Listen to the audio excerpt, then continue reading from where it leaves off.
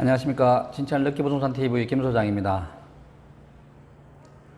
오늘은 다가구 주택을 수익형 부동산으로 선택할 때 반드시 고려해야 될 사항에 대해서 말씀드리겠습니다.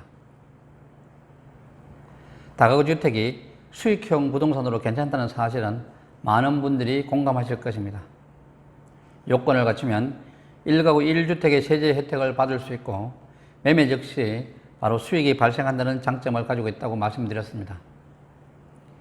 하지만 현재 본인의 상황을 고려하지 않고 무턱대고 결정하신다면 엄청난 어려움에 직면하실 수도 있습니다. 지금부터 제가 말씀드리는 내용을 검토해 보시고 본인 스스로 감당할 자신이 있으시면 그때 결정하셔도 늦지 않을 것입니다. 첫 번째는 현재 내가 거주하는 곳과 지리적으로 너무 멀리 떨어져 있는 건물은 한 번 더 고민을 해 보셔야 합니다. 대부분의 부동산 사무소는 계약을 성사시키기 위해 다가구 주택을 취득만 하면 임차인 관리부터 건물의 유지 관리까지 전 과정을 책임지겠다고 말합니다.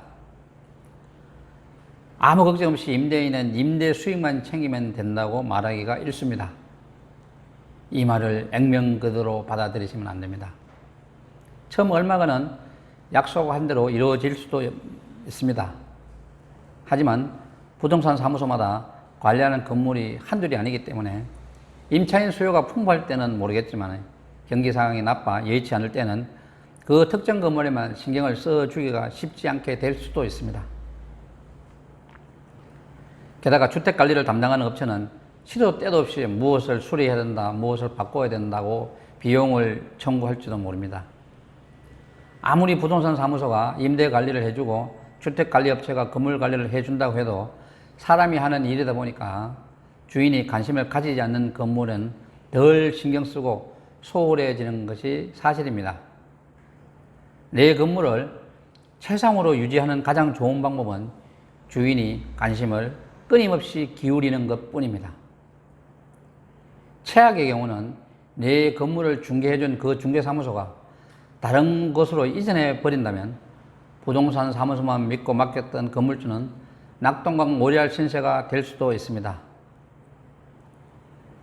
따라서 매물과 너무 떨어져 있지 않아 한 달에 두세 번 혹은 적어도 한두 번 이상은 직접 방문하여 건물도 체크하고 부동산 사무소도 방문하여 안면을 익혀놓는다면 만실료는 훨씬 더 높아지고 꾸준한 수익률이 유지가 되고 건물 관리도 덜 신경 쓰게 될 것입니다. 두 번째는 무조건 신축 건물만 찾지 말라는 것입니다. 신축 건물은 앞에서도 말씀드렸듯이 신축 후 무조건 5년은 보유해야 합니다. 만일 급한 사정으로 조기에 매매 필요성이 생기면 생각지도 않는 세금을 추가로 부담해야 하는 경우가 생길 수도 있습니다. 더 중요한 것은 신축 건물에는 어떤 하자가 발생할지 모른다는 불안감을 안고 가야 한다는 것입니다.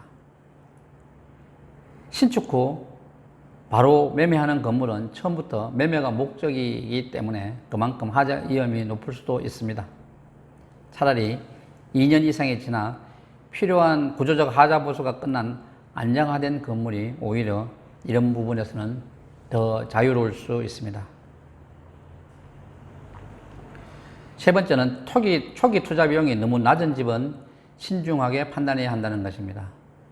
매매 금액이 비슷할 때 초기 투자 비용이 낮다는 것은 기본 대출 규모는 비슷하기 때문에 전월세 보증금 중 전세금 비중이 높다는 것을 의미합니다. 원룸 임대의 경우 아파트와 달리 계약 기간이 종료되면 전세 보증금을 먼저 돌려주고 청소와 도배 등 필요한 조치를 한 후 새로운 세입자를 찾아야 하는 시스템을 운영되기 때문입니다. 따라서 기존의 전세입자가 계약이 종료되어 일시에 이사를 간다면 갑자기 상당한 전세 보증 금액을 짧은 시간 안에 준비해야 하는 어려움에 직면할 수도 있습니다. 따라서 처음부터 구입 자금과 유지 자금의 규모를 감안하시며 판단하셔야 합니다. 네 번째는 매매 금액이 주변보다 너무 싼 집은 한 번 더 고민해 보시라고 말씀드립니다. 집이 싼 이유는 급매물 등 여러 가지 이유가 있겠지만 대부분은 주인이 건물 관리에 제대로 신경을 쓸 수 없는 환경일 경우가 많습니다. 따라서 건물 관리가 제대로 되지 않아 매매 후에 싼 가격이 생겨 리모델링 비용이 들어갈지도 모릅니다. 또한 단기 세입자가 많이 입주해 있을 경우도 있습니다.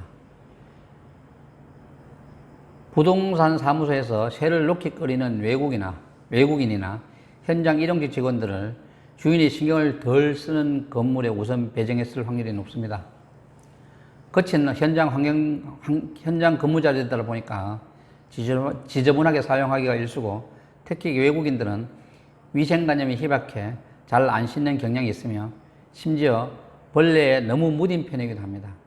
따라서 건물 상태의 개선이나 우량 세입자로 임차인을 교체하는데 오랜 시간이 소요될 수도 있습니다.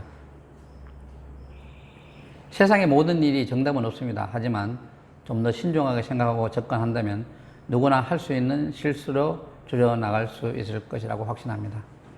다음 시간에는 진천구 덕산읍 한목내에 있는 덕산 원룸마을을 소개해 드리겠습니다. 감사합니다.